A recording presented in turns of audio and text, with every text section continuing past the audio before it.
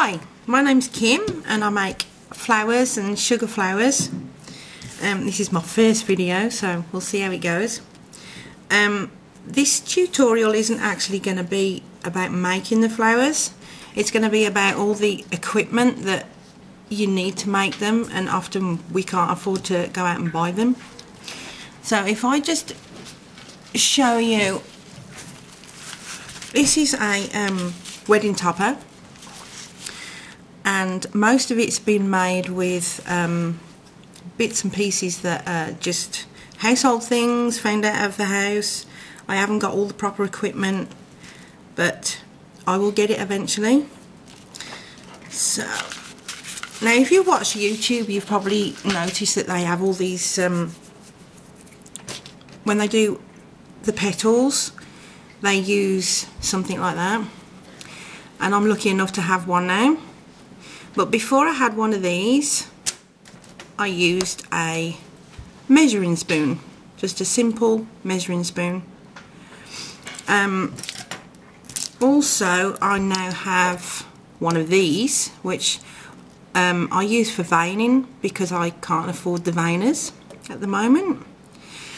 Instead of using this for veining, I sometimes use this, which it's just a normal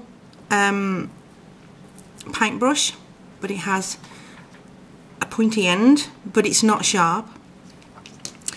I've used this in the past, which I picked up cheap from a shop, and this again, it's I think it's for cuticle, but it's not sharp.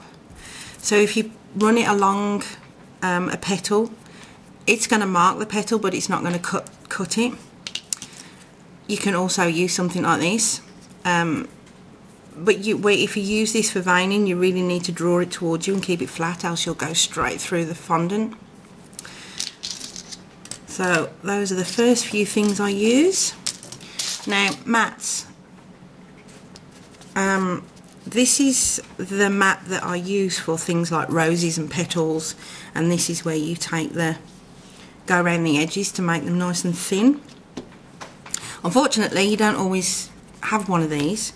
You can use a mouse pad upside down. Just make sure it's quite soft. This is quite hard, but it's got some softness to it. I have no idea where this came from, but it's really squishy, and this is really good if you're trying to really curve a petal. You can go right down there.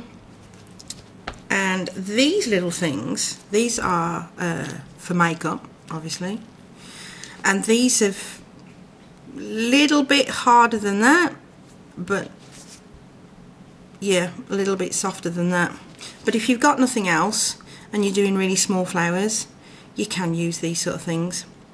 One of them has a hole in the middle, which you might be able to see, and I use this for I just get a rose that's already been made. As I'm making it, I use it to draw the petals up. But if you're colouring a flower and you've got it in your hand and your hand's against a fondant, the fondant starts to get a bit warm. So these are really good for holding behind, and so that while you're dusting your flower, your warm hand isn't on there. So I'm going to just take that out. Those are all the things you can use for your making of your petals. Some of the other things that I use are straws. I keep all the little bits and pieces. These are actually, they've come off the end. They're the protectors that are on the end of paintbrushes.